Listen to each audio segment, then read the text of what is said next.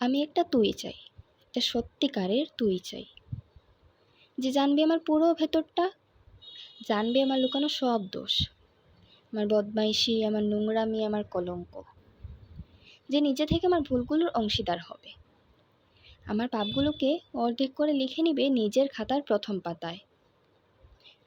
আমি এমন একটা তুই চাই, যাকে আমি নির্দ্বিধায় উপহার দেব আমার সব অনিয়ম, আমার অপরাগতা, আমার বদ অভ্যাস, আমার উচ্ছৃঙ্খলতা।